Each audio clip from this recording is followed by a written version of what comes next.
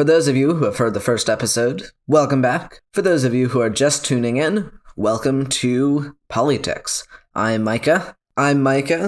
Here with me is Jackson Bryman. Hello.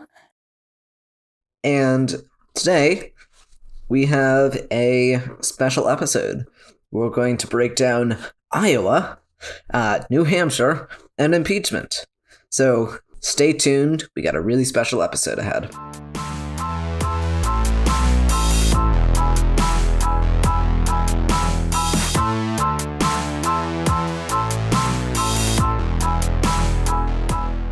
Yeah, so I think we should probably start off with the Iowa results.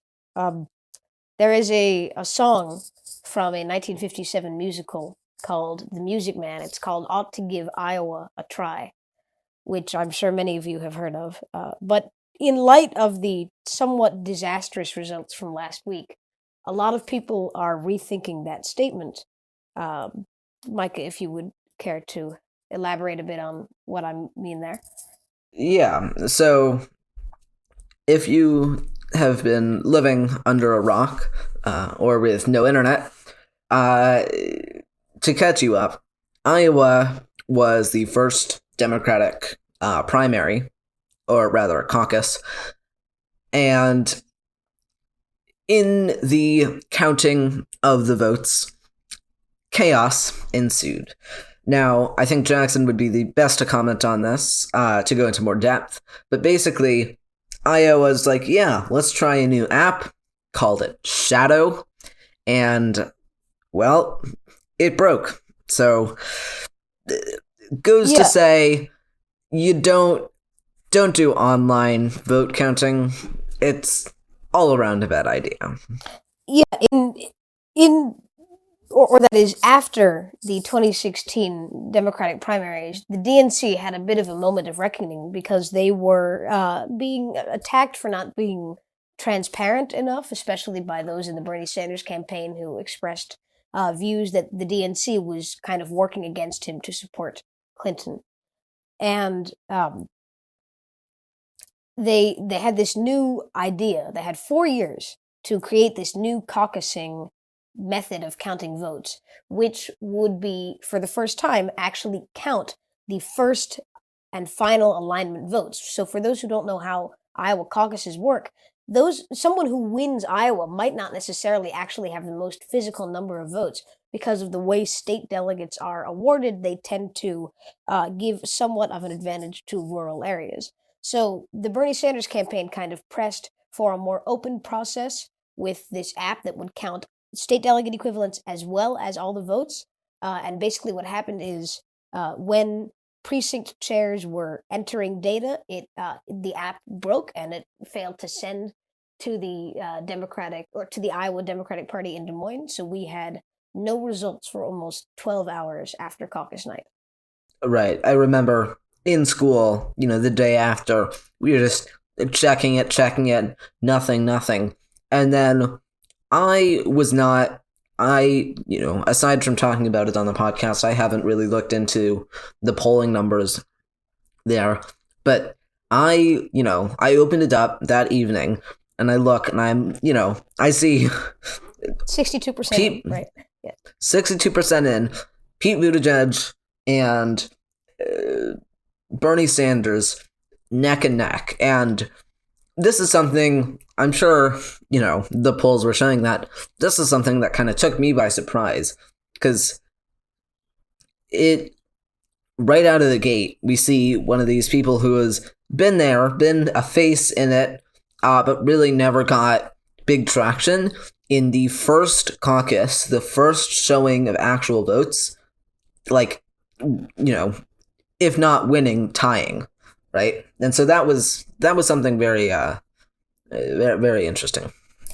Yeah, I mean, what was fascinating about this primary season was that in the Iowa polling, which lasted for almost a year beforehand, each candidate kind of had their moment. I'm looking at the Real Clear PolyTicks Iowa polling averages, and you kind of saw these waves where Biden was ahead and then he fell. and then Warren was ahead, and then Buttigieg was ahead. But it seemed that based on polling alone, that Buttigieg's moment had passed, and that was kind of a thing that happened in earlier January and December.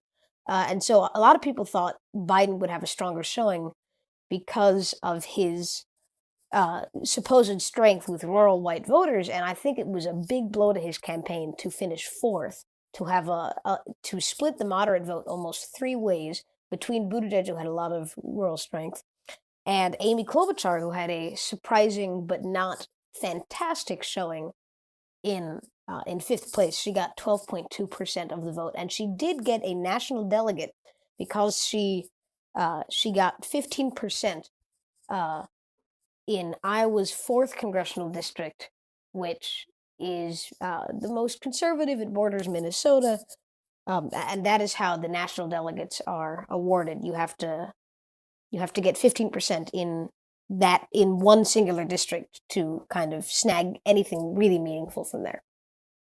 Right. So in the show notes, I'm going to put a really great article by either the New Yorker or the New York Times explaining how the Iowa caucus works, because it's not just straight up who do you want, check off the box and you're done, right? It's a lot more complex and interesting, and we don't quite have time to go into all of that, but I will link a great article which I would recommend checking out. I want to now turn to Shadow, the app fiasco, and talk a little bit about that. Yeah, so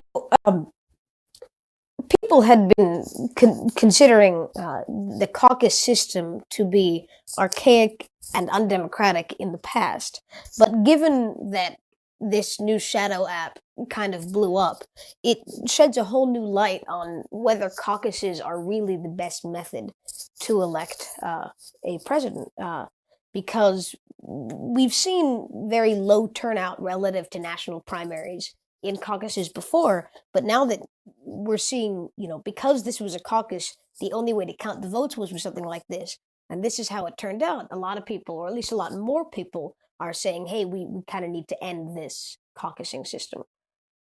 Right. So, brief overview of the caucus. Again, check out the article, but essentially the caucus is everyone goes out to these, high schools or these community places, gymnasiums, right?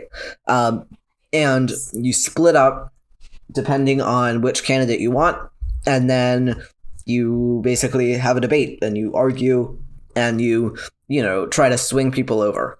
And this is, it's a lot more intricate than this, but essentially that's how it works. And so it's not this thing where you can just have people counting single ballots. It's a lot more complex because you have to, you have to do there are a lot of things where you can make mistakes. And that's why it would be helpful to have an app. But people are just saying, why not just have a primary, right? Bigger turnout, easier, and it's just simpler. Yeah, I mean, in the past, we have seen where it is mostly whiter and more educated and older voters who turn out. And while Iowa is a very white, relatively educated, pretty older state, that doesn't necessarily mean that the caucus system works best for everybody, because to caucus, you need 2 to 3 hours to actually get there. You have to get there by a certain time. You have to be there for 2 to 3 hours. You have to discuss. And some people who have made up their minds don't want to go through the process of, oh, I'm going to caucus for this, but what if this person isn't viable? Then I have to make a second choice. And it is much more difficult than you decide on a first choice. You enter a polling station at 6:45. You leave at 7:10, and you're done, or earlier than 7:10 or whatever. And that, accurately reflects people's first choices. And I think why a lot of people had a bit of a thing against the Iowa results is because Bernie Sanders actually got a plurality of first alignment and second alignment votes. And then the reason why Pete Buttigieg got a lot of support was A, because of his strength in rural areas, but B, because he was a lot of people's second choice vote. Klobuchar, right, and in the precincts where Biden didn't become viable, a lot of them went to Pete Buttigieg. Right. He has a larger kind of people are okay with him, which is something that would be interesting to talk more in depth with, like a voting system episode, and how that different voting systems kind of favor a Buttigieg over Sanders, right? Yeah, I mean, what one could interpret the Iowa caucus system as a bit of a conglomeration of ranked choice voting or instant runoff voting, in the sense that if your candidate does not hit a certain threshold, then they have to go to another candidate. But in this case, it's not getting the final result is not getting to 50%. If that was the final result, where you actually gathered people in a room and you kept trading off second and third choices until you got to 50%, we'd have a much different, much more non-reflective result. So I don't know. I think that would be a good idea to have that episode. Yeah. So that's been Iowa. I want to now turn the focus to New Hampshire, which is next up on the list of primaries, Democratic primaries. Yes. Yeah. First primary. And guess what? It's also 90% white. It is whiter than Iowa, partially because Iowa has a somewhat substantial Native American population. But this time, it is almost certain that we will get votes the day they are counted, and that we will know a result certainly within 24 hours, most likely within 5 or 6. So Right. This will wrap up a little bit easier, or more easily. Right. So cross fingers for that. But what is polling looking like for New Hampshire? Well, polling for New Hampshire is actually quite similar it's quite similar to the Iowa results, because despite this Iowa fiasco, Pete Buttigieg did get somewhat of a media boost, a bigger one than expected, partially because the Iowa process was so drawn out. So right now, the Real Clear Politics average has Sanders at 28.7%, Buttigieg at 21.3%, and this is where it gets weird.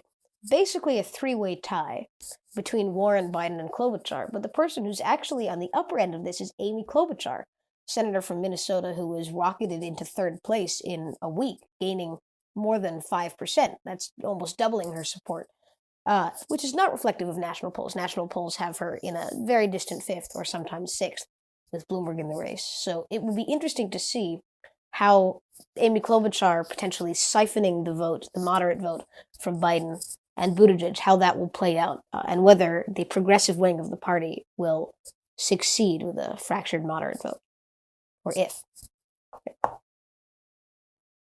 So yeah, I'd actually like to ask you what it's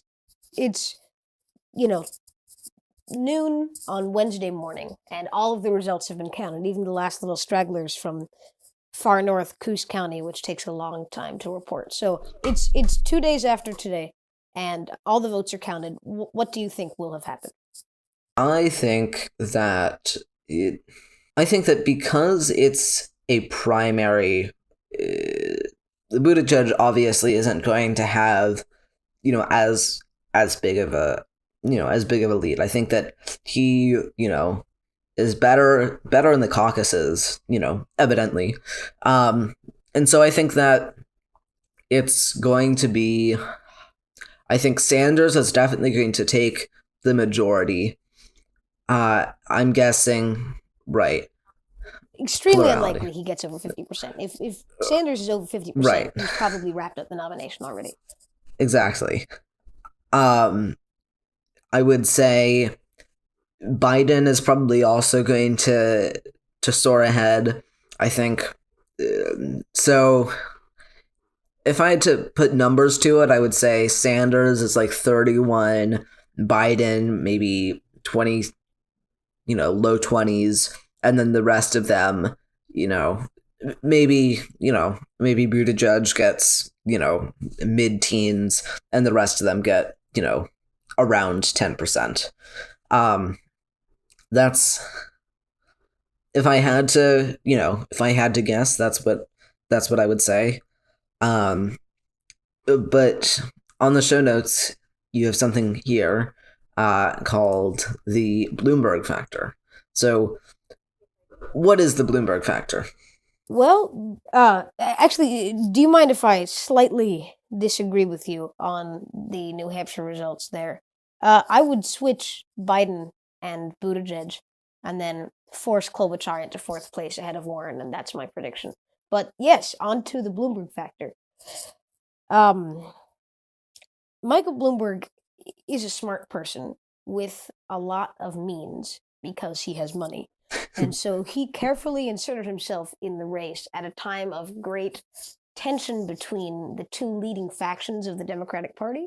And he is doing far better than anyone expected, especially in Super Tuesday states, partially because he has the funding, he has the means to actually put money into advertising in states like California and Texas and North Carolina. So because a lot of the candidates right now, the mainstream, not multi-billionaire candidates, are spending so much time in the four early states, New Hampshire, Nevada, and South Carolina, Bloomberg is kind of compiling an interesting coalition of people who really want to beat Trump, and in some cases, African American voters who feel that Biden is kind of focusing too much on some of these states and kind of concerned that Bloomberg will potentially carry the Obama legacy a little bit better.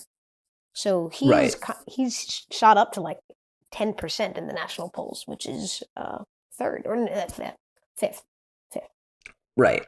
He's taking a more non-traditional stance, right? The main candidates are kind of going state by state, focusing on right before the, caucus or primary, whereas he is looking into the future and trying to, because he came in late, he kind of has to. He can't, he's not as established in these states, so he has to establish him in places where he has more time to gain a lead. And so I think that is a pretty effective strategy, and we're already seeing that, right? He's polling high, and that's, of course, something that you would see if you put a lot into advertisement. You would see higher polls. Whether that translates to actual votes, we're going to have to wait and see. Yeah. That's a good point. Do polling calls, especially in this unorthodox campaign environment, does that translate into votes? That's a good thing, and or good, not necessarily a good thing, but a good question. And I have to self-correct. I was wrong. Buttigieg is polling much lesser nationally than he is in these heavily white early states. So Bloomberg's actually in fourth. He's got 12.7%, and he is just skyrocketing. I'm sure you could write an exponential function in the form a times b to the power of x to demonstrate his surge here. Right. This is, again, we mentioned this last time. There's always the question: people are going to poll for what they want and vote for who they think will beat Trump, right? That's kind of, for the most part, that's how at least I see people are voting, right? They're going to vote for someone who can beat Trump. And to be quite frank, at this point, that's not Bloomberg. Yes and no. I mean, Bloomberg has been polling fairly well with some voters nationally, head to head against Trump, but he's such a weird X factor that we really have no idea what would happen. I mean, he didn't even make the ballot in New Hampshire. He got into there so late that he couldn't physically put his name on the list of choices. So he will, certainly, if he surprises everybody and gets the nomination, I'm sure there will be blowback from some early states that said, hey, we didn't get a chance to vote for you if we wanted to because you inserted yourself so late. Yeah. Right. I think the concern is that the concern with people inserting themselves late is that they distract from who can what I think most people are concerned about: who can beat Trump, right? They're coming in late with a lot of advertising and saying, "Oh, I am, I'm aligning with a lot of people. And the problem is that kind of distracts from who can actually beat Trump and win the presidency. And now that's not to say that candidates shouldn't be focusing on what the constituents want, but at some points it kind of takes away from that. Yeah, I mean, this is a unique election in the sense that so many Democrats viewed Trump not as uh, someone who was simply an opposition on policy. I mean, we saw people like Gore and Kerry and Obama twice run against Bush and McCain and Romney, not because they viewed these Republicans as an existential threat to the nation, but because they had, very different ideas on policy, on direction. And I could guess that the general consensus among Americans then, or at least most Americans, is that no matter who's elected president, Romney or Obama, the world was not going to end. And I think that is not the case with some people this time around. I think a lot of people view Trump as just this threat to our democracy that we have to stop at all costs. And so there has been some criticism of some campaigns, especially the Biden campaign, kind of running on who can beat Trump and not elaborating on what are you actually going to do for the country. Because if and when you win an election against Trump, he's gone, right? You have to actually have policy. So a lot of people have been applauding people like Warren and Sanders for not only fighting against Trump, but actually having policy and being able to implement ideas on day one once Trump is gone. Speaking of Trump being gone, the final big news thing that happened this week was the impeachment, or the lack thereof. Yeah, the lack thereof, certainly. I mean, this was the Democrats' chance to get him out early, but it was never going to happen. We have to beat him at the polls now, or they have to beat him at the polls now, because Donald Trump was acquitted by the Senate on both counts of impeachment at approximately 1:15 p.m. Pacific Standard Time on Wednesday, February 5th. The first article, abuse of power, failed 48-52, with all Democrats voting yes and one Republican, Mitt Romney from Utah, voting no. And the second article was completely along party lines, obstruction of Congress. Mitt Romney voted no on that one, or not guilty, so that was 47-53. And I must say, impeachment was such a big thing in the news now. It's been less than a week out, and it's kind of over. I mean, I think this is a new product of these crazy, fast-paced political times that we're seeing news stories be a big deal for maybe 18 hours, and then, boom, it's gone. Right. It already feels like so long ago that he was under this threat of impeachment, because there have just been, things are just happening in the White House so fast. And it also doesn't help that the vote was so much on party lines, right? Because it's exceptional if someone breaks party lines, but not if it's just another, partisan vote, right? Yeah, I mean, Mitt Romney is actually the first person of a president's own party to vote to convict. So we've seen bipartisan votes in the past, but those bipartisan votes were to acquit, not to convict. Both times in the Andrew Johnson and the Bill Clinton hearings, we didn't have any Democrats vote to convict, but what we had was Republicans both times voting not to convict. And so this is, one could say, an even more polarized time, where we actually got somebody within technically the same coalition of Trump, actually voting to remove him from office, at least on one count. Right. And we did see, a small news wave regarding that, but really nothing really came of it. So from the start, we have been trying to analyze what is the purpose and implications of this impeachment. So now that it's over, how has it helped or hurt any of the parties involved? I think that, to be extremely blunt, Trump is going to be helped by this quite a lot. Yes, I know that was passive voice. I'm sorry, but Trump's approval rating is the highest it's ever been. A lot of people talk about it's the economy, stupid, while it is by no means necessarily exclusively Trump's doing that the economy is doing well. A lot of voters have that opinion, and that is aiding him in general election polling. His approval rating is at 49%, according to one poll. Now that is out of line with the 538.com polling, or that is the 538.com approval rating. Sorry, I want to redo that sentence. That 49% poll is out of line with the 538 average in terms of approval and disapproval ratings, but it is ticking upwards. And to be completely honest, Trump is a narrow favorite to win re-election at this point. Right. It's going to take some big moves from the Democrats to claw back what they lost with this impeachment. Yes. Well, that is the end of this episode. Thank you for listening, and we look forward to seeing you next week. Absolutely. Thank you very much.